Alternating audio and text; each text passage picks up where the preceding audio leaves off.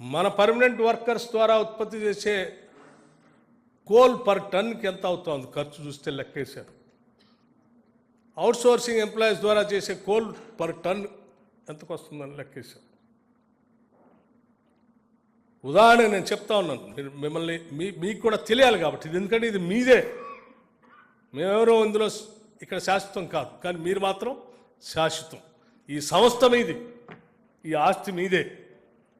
మిమ్మల్ని నిలబెట్టి ముందుకు తీసుకుపోవాల్సిన బాధ్యత మాత్రం మాది. గైడ్ చేయటం వరకే మా పని, అంతిమంగానే మీదే. ఉదాహరణకి సింగరేణి కాలేజ్లో పర్ టన్ పర్మనెంట్ ఎంప్లాయీస్ ద్వారా కోల్ ప్రొడక్షన్ వచ్చేసి 3,500 రూపాయలు పడుతుందని చెప్తా ఉన్నారు.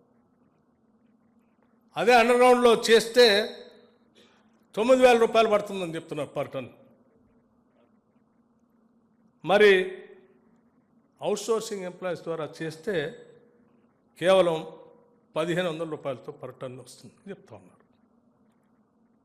1,500 రూపాయలతో ఒక పక్కన టన్ ప్రొడక్షన్ చేస్తూ ఉన్నాం, ఇంకో పక్కన 3,500 నుంచి యూజీలో చేస్తే 9,000 దాకా పోతుంది. అదే అవుట్సోర్సింగ్ వాళ్ళు చేస్తే 4,000 దాకా వస్తాం.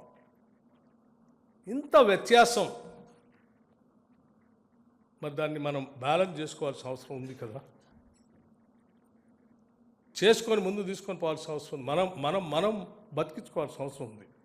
నేనేమంటున్నా అంటే వాళ్ళు 1,500కే తీయగలిగినప్పుడు మనం కూడా ఆ ఖర్చుని తగ్గించే ప్రయత్నం చేసి లాభాలు ఎక్కువగా సంపాదించి ఆ లాభాలని మళ్ళీ తిరిగి పెట్టుబడిగా పెట్టుకొని వాటిని మనం పంచుకొని కుటుంబాలు బాగుపడేటట్టుగా మీరు ముందు తీసుకుపోగలిగితే మీ ముందు తరాలు మీకు ఎట్లా ఉద్యోగాలు ఇచ్చారో మీ తర్వాత మీ తరాల బిడ్డలకు కూడా మీరు ఉద్యోగాలు ఇవ్వటానికి, సంస్థను బతికించడానికి ఉపయోగపడుతుందనేదే మా ఆశ, ఆకాంక్ష.